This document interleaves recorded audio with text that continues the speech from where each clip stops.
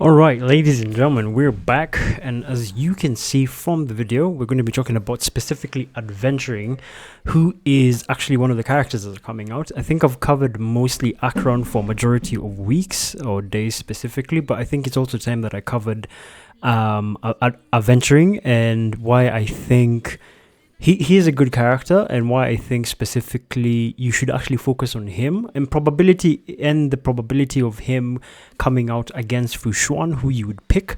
So I'm going to state out some of the notes that I made, specifically kind of putting out the difference between the two and what both of them can offer, and hopefully obviously my information can kind of give you a way forward on who you want to summon for. So without further ado, we can obviously just dive right in. So assuming both are very top tier tanks, it's reasonable to expect that the individual capacity to endure alone is to be quite similar. I'd say currently Xuan appears to have a slight edge due to her extraordinary damage mitigation, while Aventurine kind of sacrifices a bit of endurance for heightened personal offensive power. Nevertheless, the discrepancy seems inconsequential, as both perform admirably with sufficient investment. So as we go to our first point, similarly, let's now, I'd say, scrutinize their aptitude in sort of debuffing and controlling sort of crowds, as well as debuffs and tanking in general. So I think because of Acheron and the DPS that are coming out for the next few patches, it's quite important for us to also decide whether it is important to get these characters for the sake of the characters who are coming out. So for example, Acheron, a king to Jingyuan, harbors a deep aversion to being subject to crowd control. The situation exacerbates if her comrades suffer the same fate, as it hampers her ability to accumulate crucial stacks and consequently diminishes her damage potential. So how Xuan comes into this is the provision of crowd control resistance, assuming obviously she maintains decent uptime and effectively nullifies this vulnerability. So conversely, Aventurine also bestows a significant 50% reduction in debuff efficacy, which is basically like in short, he gives you that 50% resistance buff as a general stat, and then obviously that in turn safeguards against various afflictions which Xuan's ability actually does not cover. So in short, Xuan gives you a one-time debuff resist, whereas Aventurine gives you a permanent 50% effective resist for the obviously coming turns that you have his shield. So while both seem evenly matched for typical damage dealing units, or rather tank dealing unit, the avoidance of crowd control holds paramount importance for Acheron, especially if you're building him around Acheron. So I'd say Xuan takes the superiority here as opposed to Aventurine, but if you have a general DPS, I would suggest Aventurine being one of your greater picks, because you see that 50% resistance buff, or 50% effective resistance, is quite good compared to a one-time immunity buff, which only lasts after you've done it once, right? And it doesn't, and obviously I do understand that you can pop it up again with a skill, but you know that also goes into skill management. So as we move on, we can evaluate the capacity for enhancing allies now as well.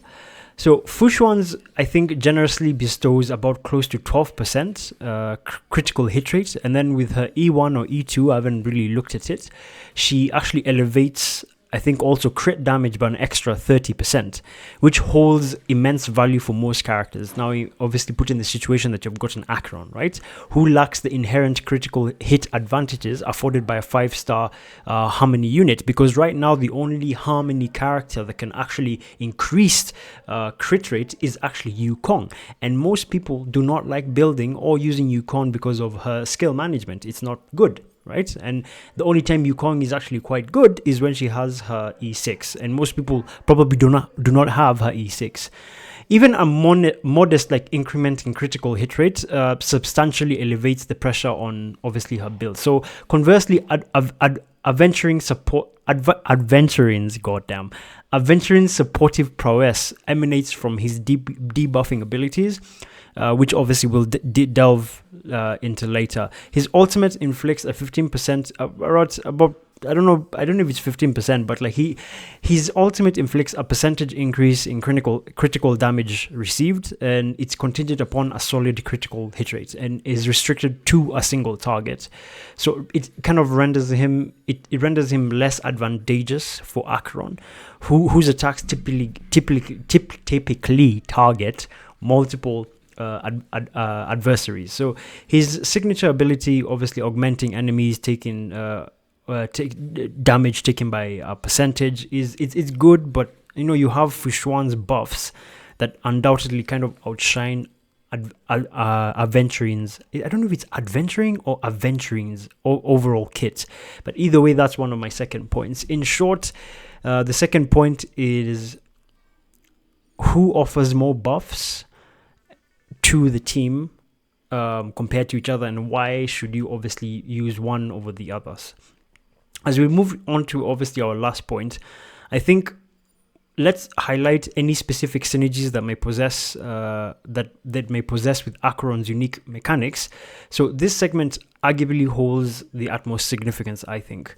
As while Fushuan excels over Aventuring in nearly every other facet, here Aventuring kind of possesses a notable advantage. Aventuring applies a debuff through his ultimate, and if equipped with his signature light cone, or actually one of the other free-to-play light cones that when a tank is attacked, they inflict a debuff fire DOT to the enemy target.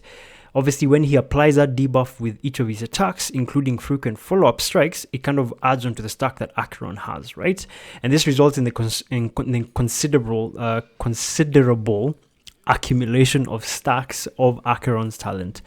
So something that Fushuan is not really good at. So thus, I think further experimentation is warranted to determine whether Fushuan's superior buffs can surpass Aventuring more frequently, albeit less potent ultimates. Now, my final thoughts on the possibility of Fushuan rerunning in the same patch as Aventuring.